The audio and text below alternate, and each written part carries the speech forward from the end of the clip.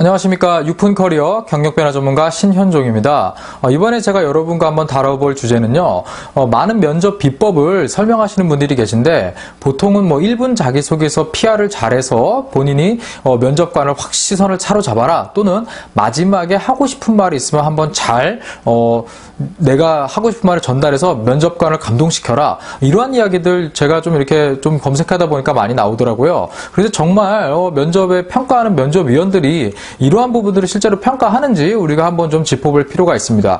물론 공기업, 사기업 이 형태에 따라서 면접의 이 평가하는 기준은 사실 다른 게 맞습니다. 하지만 여러분들 이 면접관을 실제로 해본 사람들 입장에서 과연 자기소개를 잘하는 사람들의 면접까지 잘 볼까, 이거는 우리가 조금 다르게 생각해 봐야 될 문제라고 여러분들하고 지적을 한번 해보고 싶습니다. 당연히 1분 자기소개는 여러분들 잘 하셔야 됩니다.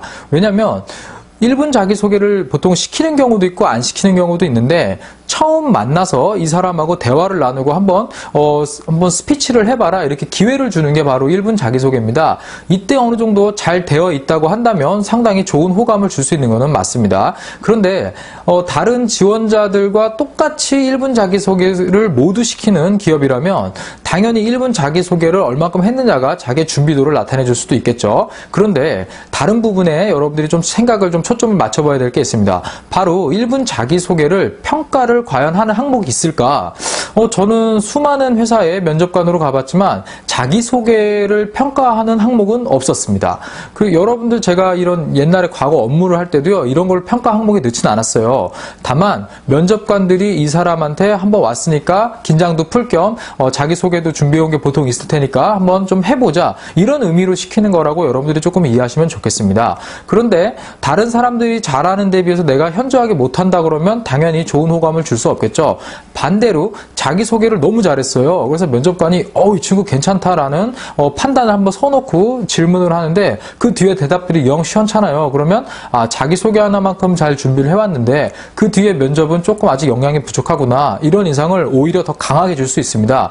그렇기 때문에 처음에 기대를 너무 부풀려 놓은 나머지 뒤로 갈수록 면접에 대해서 진행을 하는데 면접관들한테 자신 없고 제대로 된 이 사람이 물어보고자 하는, 체크하고자 하는 역량에 정확한 답변을 못했을 때 계속적으로 조금씩 실망을 주는데 그게 더 커질 수도 있다는 거죠. 그래서 전체적으로 면접은 어느 특별히 하나를 딱 준비한다고 해서 잘한다는 건 아닙니다. 하지만 1분 자기소개, 물론 상당히 중요한 부분도 있겠지만 반드시 평가를 하는 요소는 아니다. 그리고 최근에는 1분 자기소개를 너무 다 준비를 해오기 때문에 그냥 간단하게 인사를 합니다. 오늘 준비해온 거 있느냐, 아침에 오시는데 바쁘지 않았느냐, 식사는 하고 왔느냐, 이렇게 간단하게 라포를 형성한 다음에 곧바로 면접으로 들어가는 경우도 최근에는 많이 늘어나고 있습니다. 그렇기 때문에 준비하는 건 맞지만 여러분들 그거를 너무 잘해가지고 이것만 잘한다고 가서 나머지 면접이 쉽다라고 오해하시는 거는 금물이다, 이 얘기를 먼저 하겠습니다. 자, 그 다음 마지막 하고 싶은 말에 대한 좀 이슈가 있는데요. 제가 과거에 좀 블로그에 신코치닷컴이라는 제 블로그에 많이 올렸을 때 검색어 중에 가장 많이 검색되는 이 제목이 마지막 하고 싶은 말이에요. 아까 제가 자기소개도 평가하는 항목을 본 적이 없다고 얘기 드렸죠. 마지막 하고 싶은 말도 사실은 저도 평가의 어떤 항목으로 본 적은 없습니다. 그런데 마지막 하고 싶은 말에 대한 그 기회를 주는 이유는요, 이 면접 응시생이 부정적인 이미지로서 회사에 이 안 좋은 생각을 가지고 면접장을 떠나는 것을 방지하기 위한 게 가장 큽니다. 그리고 본인이 분명히 잘 준비해왔는데 말을 못했을 수도 있거든요. 그게 한이 될 수도 있겠죠. 그래서 한번 얘기해봐라, 이렇게 사용하는 경우가 가장 흔하고요. 그 다음에 시간을 맞추기 위해서 사용하는 경우도 있습니다. 면접이 20분인데 한 16분, 17분에 끝나면 그냥 내보내긴 좀 그렇거든요. 그래서 이런 경우에 한 짧게 한번 마지막 하고 싶은 말 있느냐 해서 이렇게 의향을 물어보고 기회를 주는 것도 있습니다. 물론 마지막 하고 싶은 말을 멋들어지게 한다고 해서 여러분들 그렇게 좋은 점수를 받을 수 있겠느냐, 이 부분 한번 고민을 좀 해볼 필요가 있겠는데요. 마지막 하고 싶은 말을 있느냐라고 면접관이 물어본 거는요, 클로징 사인이에요. 이제 끝내겠다는 뜻이거든요. 이미 평가는 끝났다는 의미입니다. 그래서 여러분들이 거기에서 뭔가 갑자기 너무 많은 말을 하거나 아니면 정말 무슨 심파극처럼 운다고 해서 좋은 점수를 받을 수 있는 건 아니거든요. 그래서 면접관들은 냉정하게 여러분들이 실제로 가지고 있는 역량을 주로 채점을 하기 때문에 여러분들이 거기에서 갑자기 뒤집는다거나 이런 거는 있을 수가 없는 일입니다. 설령 그런 걸로 뒤집을 정도의 회사의 면접관 수준을 자랑하는 곳이라면 여러분들 입사하시면 나중에 크게 후회하실 수도 있습니다.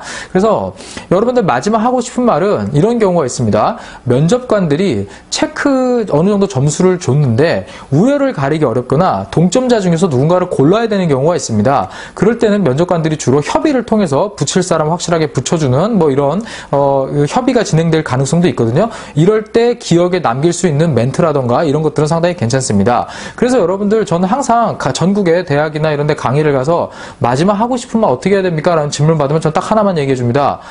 자, 고맙다는 얘기를 해라. 면접의 기회를 줘서 고맙다는 얘기를 반드시 해라. 그 사람들이 그 정도 수준이면 너가 마지막 하고 싶은 말에 대답으로서 괜찮은 답변이다. 저는 이렇게 얘기를 드리거든요.